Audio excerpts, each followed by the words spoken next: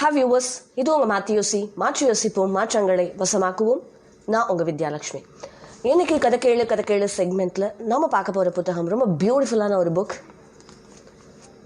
மனசே relax please.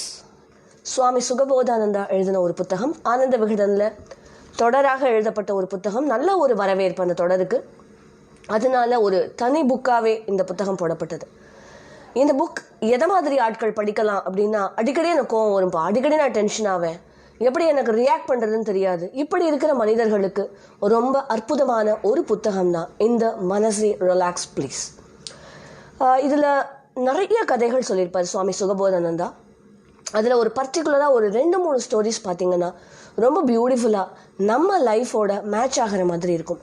அந்த மாதிரி ஸ்டோரிஸை தான் இன்றைக்கி நான் உங்களோட ஷேர் பண்ண போகிறேன். ஃபர்ஸ்ட், நான் எப்படி இருக்கணும் லைஃப்பில். ஒரு பிரச்சனைன்னு வரும்போது ஓவராக ரியாக்ட் பண்ணி மைக்கேல் டைசன் மாதிரி டம்முன்னு மூஞ்சியில் குத்தி ஒரு அடிதடியாக அந்த இடத்த மாற்றணுமா அப்படின்னு கேட்டால் நிச்சயமாக கிடையாதுங்க. நமக்கு கோபம் வரும்பொழுதோ அல்லது உணர்ச்சி ஜாஸ்தி ஆகும் பொழுதோ அமைதியாக இருக்கிறது தான் பெஸ்ட் சொல்யூஷன். அதுக்கு ஆத்தர் ரொம்ப பியூட்டிஃபுல்லான ஒரு உதாரணம் காமிப்பார். நம்மளுடைய வாழ்க்கை டால்ஃபின் வாழ்க்கை மாதிரி இருக்கணும் அப்படின்னு சொல்லுவார். டால்ஃபினுடைய வாழ்க்கை முறை அப்படிங்கிறது ரொம்ப வித்தியாசமானது. கடலில் 3 வகையான மீன்கள் இருக்கும். ஒன்று சின்ன சின்ன மீன்கள், 2வது பெரிய சுறா மீன்கள். இந்த சின்ன சின்ன மீன்கள் என்ன பண்ணும், எதிர்க்க பயந்து இந்த பெரிய பெரிய மீன்களுக்கு இரையாயிடும். ஆனால் இந்த 2வது வகையான பெரிய மீன்கள் இருக்கு பாருங்க, அடாவடி மீன்கள், சுறா மீன்கள், இவன் என்ன பண்ணும், அடிதடி பண்ணும், குட்டி மீன்களை போய் அராஜகமாக சாப்பிடும், மோதும், சண்டை போடும், இப்படி எல்லாமே பண்ணும். ஆனால் இந்த 3வது வகையான டால்ஃபின் இருக்குது பார்த்தீங்களா, அது யார் முன்புக்குமே போகாது. தன்னுடைய வாழ்க்கையை ரொம்ப பியூட்டிஃபுல்லாக வாழும். அதே சமயம் இந்த அடாவடியான சுறா மீன் தேர்ந்தும் தன்னை காப்பாற்றிக்கும். அனாவசியமாக இந்த சின்ன மீன்களோடையும் போய் மோதாது. தன்னுடைய வாழ்க்கையை எப்படி என்ஜாய் பண்ணுறது அப்படிங்கிறது அவைகளுக்கு தெரியும். அதனால டால்ஃபின் மாதிரி நம்முடைய வாழ்க்கை முறை இருக்கணும். தேவையில்லாமல் உணர்ச்சி படுறதோ அல்லது தேவையில்லாமல் ஒரு பிரச்சனையில் ஈடுபடுறதோ இல்லாமல் எந்த ஒரு சூழ்நிலை வந்தாலும் கூல் ஆட்டிடியூட் அதை மெயின்டைன் பண்ணோம் அப்படின்னா நம்ம லைஃப் ரொம்ப பியூட்டிஃபுல்லாக இருக்கும் அப்படிங்கிறது தான் ஆத்தர் இந்த கதையில் சொல்லியிருக்காரு. அடுத்ததாக, நம்முடைய மிகப்பெரிய எதிரி எது அப்படின்னு கேட்டால் நமக்குள்ளே இருக்கிற இன்ஹிபிஷன் அப்படின்னு சொல்கிறார்.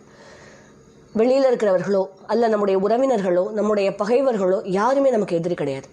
நமக்குள்ளே இருக்கக்கூடிய இன்ஹிபிஷன் அப்படின்னு சொல்கிறோம். உதாரணத்துக்கு, எங்கள் அப்பா தனியாக இருந்தால் என்ன பண்ணுவார், அவருக்கு சாப்பாடுக்கு என்ன பண்ணலாம் இப்படின்னு நான் யோசிச்சு எங்கள் அப்பாவை பற்றி அக்கறைப்படுறேன் அப்படின்னா அதை வெளிப்படையாக, அப்பா எனக்கு உங்களை ரொம்ப பிடிக்கும், எனக்கு உங்கள் மேலே அதிகமாக அக்கறை இருக்குது அப்படின்னு சொல்லாமல் ஏதோ ஒரு விஷயம் நம்மளை தடுக்கும்.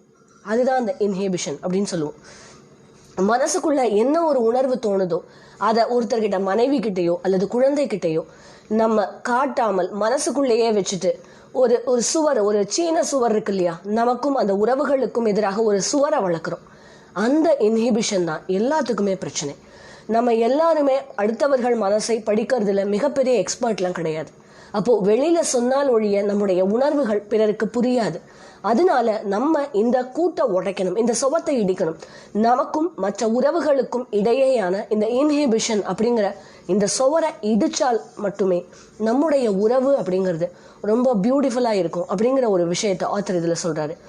பொதுவாகவே இந்த புத்தகம் பார்த்தீங்கன்னா உங்களுடைய மைண்டை ரிலாக்ஸ் ஆக்கி எந்த விஷயத்துக்கு எப்படி ரியாக்ட் பண்ணணும், எந்த விஷயத்துக்கு ரியாக்டே பண்ணக்கூடாது, எந்தெந்த சமயங்களில் நம்முடைய மூளை சொல்கிறத கேட்கணும், எந்தெந்த சமயங்களில் நம்முடைய இதயம் சொல்கிறத கேட்கணும், இப்படிங்கிற பல விஷயங்களை கோர்வையாக்கி நம்மக்கிட்ட அற்புதமான ஒரு புத்தகமாக இதை சுகபோதானந்தா கொடுத்துருக்காரு அப்படின்னு நான் சொல்லணும்.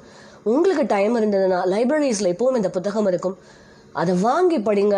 ராத்திரி பொழுது தூங்குறதுக்கு முன்னாடி ஒரு சாப்டர் படிச்சுட்டு அதுக்கப்புறம் அதை அசை போட்டுட்டே தூங்கி பாருங்க. மறுநாள் எழுந்திருக்கும் போது வாழ்க்கை ஒரு புத்தம் புதியதாக தெரியும். நம்முடைய உறவுகள் நமக்கு தனித்துவமாக தெரிவார்கள். நன்றி.